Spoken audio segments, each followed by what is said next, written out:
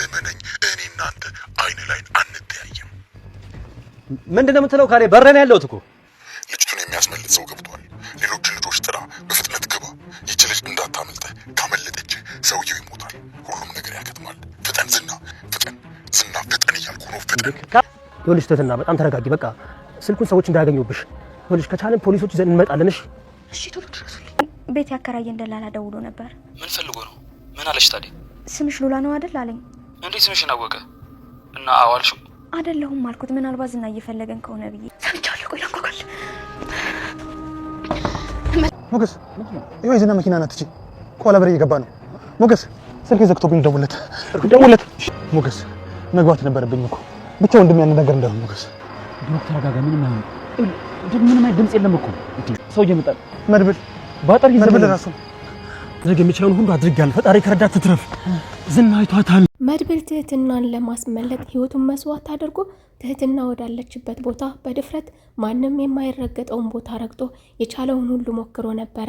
ታዲያ እነ ብሩክም ደግሞ ዘገየ ወንድሜ ብቻውን ልኬው እኔ እዚህ ሆኜ ምን ብናደርግ ይሻልናል? ዝና እኮ ያውና በሩ ገባ እያሉ ወንድሙን በጉጉት እየተጠባበቀና ሞገስና ብሩክ ደግሞ ሁለታቸው ከዛ ጋር ቆመው እሱን መጠባበቃቸው በስልክ በእርግጥ ጥቆማ የሰጡት ቢሆንም ነገር ግን ከዛ ጋር ቆመው የዝና ወደ ውስጥ መግባት ደግሞ እኛ ከዚህ ጋር ተቀምጠን እኛ ከዚህ ጋር ቆመን እሱን እየጠበቅን እሱን ብቻውን ልከን እንዴት እያሉ እየተጨነቁ እየተጠበቁ እያለ ታዲያ መድብል ብቻውን ነበር ከወደ ውስጥ ተመልሶ የመጣው። ትህትናስ ወዴት ሄደች? እሷስ ልፋትስ እንዴት ሳመለጥ? ያውና ተከትለውሃል እኮ እያሉ ነበር። እንግዲህ እናንተስ ሀሳብ አስተያየታችሁን፣ ግምታችሁን ኮሜንት ስራ አስቀምጡልኝ። እልም ለነብሩክ የቻልኩትን ያህል አድርጌያለሁ፣ የቻልኩትን ያህል ሞክሬያለሁ። ነገር ግን ከዚህ በላይ ማድረግ አልቻልኩም። አሁን ማምለጥ የምትችለው ግንቡን ስዘል ብቻ ነው። ግንቡን ከዘለለች ታመልጣለች። እንግዲህ አሁን ዝና እየተከተለን ነው እያሉ ትህትናን በሌላ አቅጣጫ እነሱ ደግሞ በሌላ አቅጣጫ አመልጠዋል ማለት ነው። በሌላ በኩል ትህትና ካመለጠች ካሌብ ለዝና ይህች ልጅ ካመለጠች ያንተና የኔ የመጨረሻችን ነው። ከዚህ በኋላ ምንም አይነት ግንኙነት አይኖርም በመካከላችን። ሰዎቹ የገባ ሰው አለ። ሰዎቹ ጓደኞቻችንንና ጠባቂዎቻችንን መተዋቸዋል። ጠባቂዎቻችን እኮ ተመተዋል። ልጅቷ እያመለጠች ነው። እያስመለጣት ያለ ሰው አለ። ዶክተሮቹም ስራቸውን ጀምረዋል። ሰውየው መዳን አለበት። ይሄ ሰውዬ ትህትና መለጠች ማለት ይሄ ሰውዬ ይሞታል። ይሄ ሰውዬ ከሞተ ደግሞ እኔ እናንተ የመጨረሻችን ነው ሲል ትህትናን አሳዶ እንዲይዛትም እየሞከረ ነበረ። በሌላ በኩል ትህትና ይህ ነገር ሁሉ ከመፈጠሩ በፊት ዛሬ የቀሩኝ ጥቂት ሰዓታቶች ብቻ ናቸው። እነዚህን ጥቂት ሰዓታቶች መድብል መቶ የማያተርፈኝ ከሆነ የመጨረሻዬ ነው በማለት እንዲሁ ደግሞ መድብል በወቅት ያልደረሰ እንደሆነ እነሱ የቀደሙ እንደሆነ በማለት ወደ ክፍለ ሀገር ወደ ቤተሰቦቿ በመደወል ዛሬ የመጨረሻ እስትንፋሲዋን እንደሆነ እየተነፈሰች አለችው። እንዲሁም ደግሞ ለእናቷ ቀስ አድርጋ እንድታስረዳላት ከዚህ በኋላ ልጄ ትመጣለች በማለት በር እያየች እናቷ እንዳትጠብቃት አደራ ዛሬ መጨረሻ ቀኔ ነው እገደላለሁ በማለት መልእክቷንም አስተላልፏ ነበረ። ታዲያ ይህ ነገር ከመፈጠሩ በፊት ደግሞ እነ ብሩክ ለምንድነው ይህች ልጅ ዛሬ የደወለችው? በምን ምክንያት ልትደውል ትችላለች? እኛ ልናስመልጣትስ እንደተዘጋጀን እንዴት ልታውቅ ቻለች? ይሄ ነገር ምናልባት እኛን ሊያስበሉን እንዳይሆን እኛ ላይ የተሰራ ሌላ ሴራ ወይም ደግሞ ቁማር እንዳይሆን እኛ አንድ ነገር ማድረግ ይኖርብናል። ልጅቷን እናስመልጣለን ብለን እኛ ወጥመድ ውስጥ መግባት የለብንም የሚለውን የሞገስን ሀሳብ ይዘው ወደኋላ ተመልሰው ነበረ። ነገር ግን መድብል ይህንን ነገር ሲያረጋግጥና ልጅቷን በድጋሚ ሲጠይቃት ልጅቷም ቁጥራቸውን ያገኘችው ከደላላው መርዙ እንደሆነና መርዙን ዝና አግቶት እንደነበረና ከዛ ውስጥ እንደተገናኙ እንደሆነና እንዲሁም ደግሞ ጠበቃው ከዛ ከትህትና ጋር እንደነበረና ትህትናም የጠበቃውን ስልክ ሰርቃ እንደሆነ ህይወቴን ለማትረፍ ስል ይህንን የግድ ማድረግ ስለነበረብኝ የጠበቃውን ስልክ ሰርቄው ነው ስትልም የነፍስ አድን ጥሪዋን በዚህ መልኩ አስተላልፋላቸው ፌክ እንዳይመስላቸውና ቁማር እንዳይመስላቸው አብራርታላቸዋለች። በሌላ በኩል ጠበቃው ስልኩን የተበላው ጠበቃው ታዲያ ለዝና በመደወል ስልኬ ጠፍቶኛል፣ ምናልባት መኪና ውስጥ ይሆን እንዴ ፈልግልኝ በማለት እንግዲህ ዝና ሳይጠራጠር ዝና ከቤት ጥሎት ቢሆን ኖሮ ከቤት ነው ስልኬን የጣልኩ ቢለው ኖሮ ወደ ቤት ይመለስ ነበረ።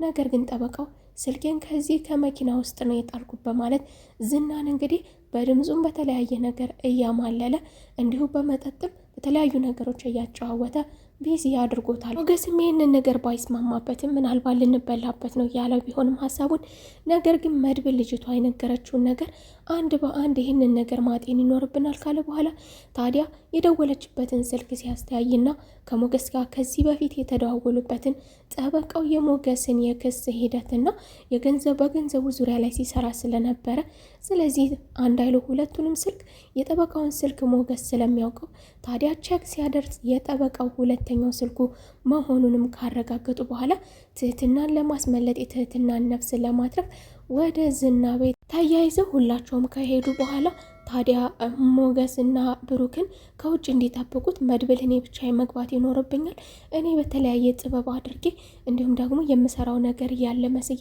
ዝና የላከኝ ሰው መስዬ ወደ ውስጥ ገብቼ ልጅቷን ይዤ መምጣት እችላለሁ። ምክንያቱም ሁላችንም ተያይዘን ከገባን ግርግር ምናልባት ሊመስላቸውና ሊነቃብን ስለሚችል ስለዚህ እኔ ሰራተኛ መስዬ ወደ ውስጥ እገባለሁ፣ እናንተ ከዚህ ጋር ቁማችሁ ጠብቁኝ፣ ባይሆን አዲስ ነገር ካለና የሚመጣ ምልክት ካያችሁ ደግሞ አሳውቁኝ በማለት ነበር መድብል ወደ ውስጥ የገባው። በሌላ በኩል ሉላ ለሞገስ በመደወል ሞገስ አዲስ ነገር አለ፣ ስልክ እየተደወለልኝ ነው፣ ሉላ ነሽ ወይ በማለት ስሜንም እያረጋገጡ እንዳረጋግጥላቸው እየጠየቁኝ ነበረ። ነገር ግን እኔ ፈርቼ ሉላ አይደለሁም በማለት ስልክ ዘግቻለሁ ስትልም ለሞገስ አሳውቀዋለች። ሞገስም ይህንን ነገር ጥሩ አድርገሻል ያለ ቢሆንም እውነትም ለደላሎች በሙሉ ስሟን እያጠያየቀና በተለይም ደግሞ በአዲሱ ቤት ምክንያትና በአዲሱ ቤት ዙሪያ ስለሆነ የጠየቋት ሉላ የምትባየሆነች ካሉም በኋላ አዲሱ ቤት ያለችበትን ሰፈር ስለሆነ የጠየቋት ስለዚህ እውነትም መርዞ ደላላው ተይዞ ነበር ማለት ነው። እሱ ነው ማለት ነው የጠቆመው።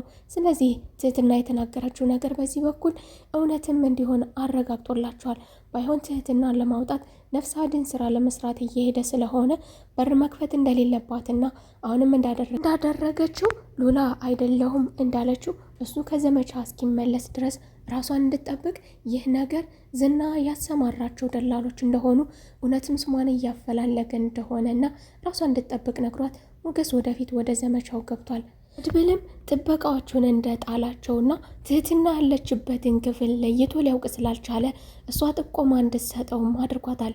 ታዲያ ትህትናም ስልኩን ባለመዝጋት እሱ በአካባቢዋ እንደሆነና ያለችበትን ክፍል ለይቶ ስለማያውቀው እንድትነግረው በስልክ መስመር ላይ አድርጓት በሩም የተቆለፈባት ሲሆን የቻልሽውን ያህል ለማድረግ ሞክሬ፣ በቻልሽው ነገር ባለ ነገር ከውስጥ ባገኘሽው ነገር ሁሉ ሞክሬ በማለት እንግዲህ መድብል ትህትና ካለችበት ጉድ ለማውጣት የተቆለፈን በር እንዲሁም ደግሞ ጥበቃዎቹን በሙሉ ጥሉ የትህትና ነፍስ እንግዲህ ካለችበት ስቃይ አሁን ካለችበት ቦታ አውጥቷታል።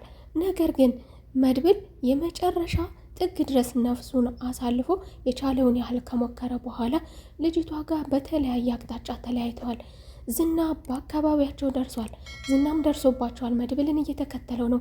ልጅቷንም ሌላ አቅጣጫ ሰጥቷት እንዲሁም ግንቡን ከዘለለች ማምለጥ ትችላለች ብሏል። እስኪ ሀሳብ አስተያየታችሁን፣ ግምታችሁን ኮሜንት ስር አስቀምጡልኝ ያልኩኝ። ትህትና ያንን ግንብ ከዘለለችው ህይወት ይተርፋል። እንግዲህ ያንን ግንብ የማትዘል ከሆነ ደግሞ እዛው ቀሪና ማለት ነው። እስኪ የዝና ሲሳይ ትሆን ወይም ደግሞ የዛ ሽማግሌ ጣረሞት ላይ ያለ ሽማግሌ፣ አንድ ሐሙስ ብቻ የቀረው ሽማግሌ እንዲሁ ወንጀለኞች የሆኑ ሰዎችን ነፍስ አትርፋ ምናልባትም የሷን ኩላሊት እሷን ገለው ቢጠቀሙበትም ከአንድ ሳምንት በላይ እድሜ ሊኖረው የማይችልን ሽማግሌ ያተርፉባት ይሆን ወይስ ደግሞ ትህትና ብርቱናት ጀግናናት ታመልጥ ይሆን? ግምታችሁን፣ ሀሳብ አስተያየታችሁን ኮሜንት ስር አስቀምጡልኝ። እንዲሁም ቪዲዮን ላይክ ማድረግ አትርሱ እያልኩኝ ለቻናሉ አዲስ ከሆናችሁ የደወል ምልክቷን በመጫን ቤተሰብ ሆኑ። በቀጣይ ክፍል በሌላ ቪዲዮ ተመልሰን እስከምንገናኝ መልካም ቆይታ